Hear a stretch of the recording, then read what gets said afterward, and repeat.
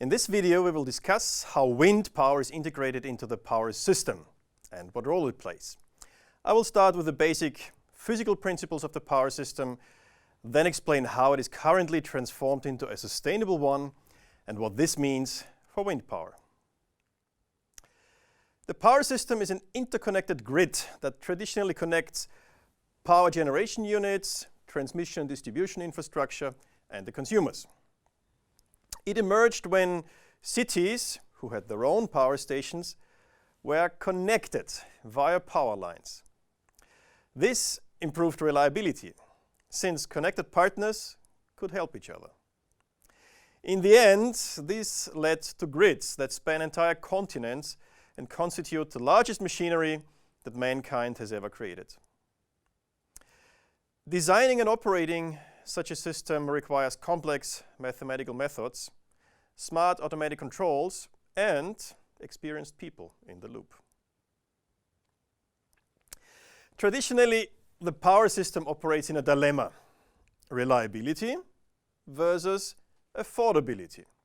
The more you invest, the more reliable your system is. But there are limits on how much people want to spend on their energy. Deregulation and free markets nowadays ensure that all investments are done in the most economic fashion and that competition leads to an optimized energy supply. In recent years, this dilemma was even extended to a trilemma. The third expectation now is sustainability. So let's have a look at what this means for wind power. Wind is sustainable, renewable and clean. So we have sustainability covered. Wind is also affordable.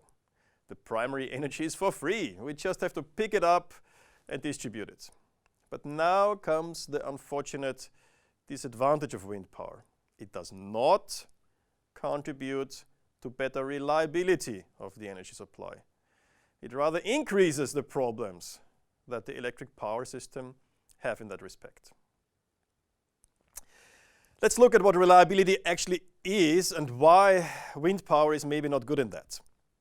Ideally, power is available at any given moment in time in any required quantity. It never fails and always satisfies demand. In reality, all involved equipment can fail someday or needs to be replaced. So there are outages, unexpected ones and scheduled ones. Wind, however, has another feature that leads to reduced reliability. Its power output is neither constant nor controllable, since its primary energy, wind, is not under our control. Classical caloric power stations do have these two useful properties. So over the course of the day and the year, the output of a wind farm depends on the wind and not on what the demand needs.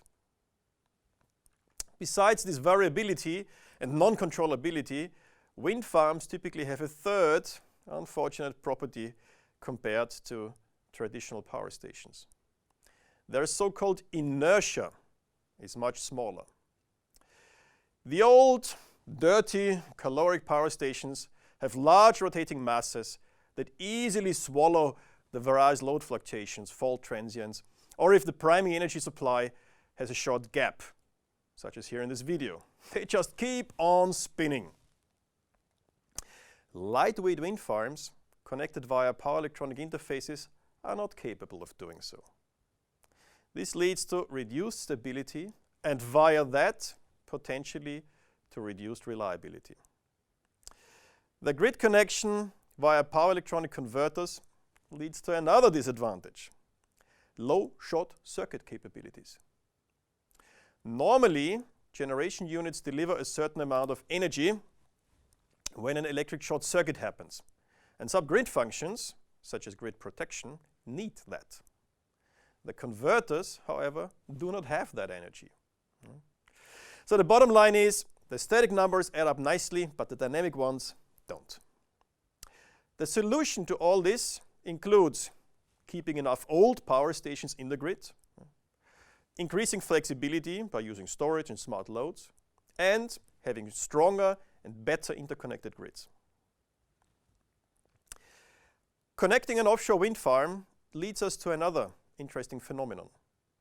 Depending on how far that wind farm is from the shore, we better transmit the generated electricity with specialized cables, so-called high-voltage DC cables. DC means direct current. So instead of our 50 Hertz alternating current, we use direct current as you find it with batteries. Somewhere between 50 and 100 kilometers, a DC cable becomes more economical than an AC cable due to losses. DC transmission requires converter stations that connect them to the AC grids. The power system onshore is AC, and also the collector grids at the wind farm might be AC. These expensive converter stations offset the costs of a DC connection, but for far offshore wind farms, they are the most effective choice compared to AC. As every asset, undersea cables also have an impact on reliability, in the sense that they, or an associated component, might fail or break. Power systems are traditionally built and operated in a way that one asset can fail at any given time without causing any problems. So the system does not collapse, it stays stable, and the broken parts can be replaced as fast as possible without having half of the country without lights. This feature is called N-1 redundancy.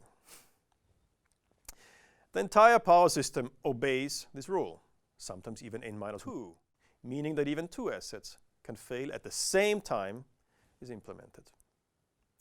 In the case of offshore wind power cables, it is often of advantage to use two or more cables. You get higher capacity and also some redundancy. Of course, a common cause failure can always occur, which could cause the wind farm to be disconnected. This can happen if some unwanted electric phenomena, harmonics, oscillations, and so forth, leads to tripping the connections, for example. The system loses part of its generation. Current undersea cables have ratings up to around 2 gigawatts. This might increase a bit in the future. Still, the connection to the shore is the bottleneck if we want to have larger and larger offshore wind farms. An alternative to these cables might be to convert the electricity offshore to hydrogen or some other synthetic but green gas that can be transported via pipelines or even ships. The energy density of gases is remarkable, and a pipeline can have 10 times more capacity than a cable. Sure, the conversion losses of the involved equipment, a standard hydrolyzer, for instance, has an efficiency of around 50%, needs to be taken into consideration. But if the transport bottleneck limits the rollout of wind farms, such alternatives become attractive. Another way of improving the utilization of offshore wind connections is to connect two countries to the wind farm. By that, the cables can be used for cross-country energy trading during low wind times. Sometimes it might even make sense to create an artificial island to place DC converter stations, substations, hydrolyzers, a port for hydrogen carrier ships, and so forth. Thinking a bit broader helps a lot. To conclude, we have seen that the power system is a dynamic and maybe even fragile thing that requires careful planning and operations. Wind is a great source of energy, clean and almost free, but it comes at the cost of serious technical challenges such as energy management and stability. You have seen the redundancy efforts that are done in our power system, and you have learned that hydrogen, generated by wind, can play a role in our future power system as well.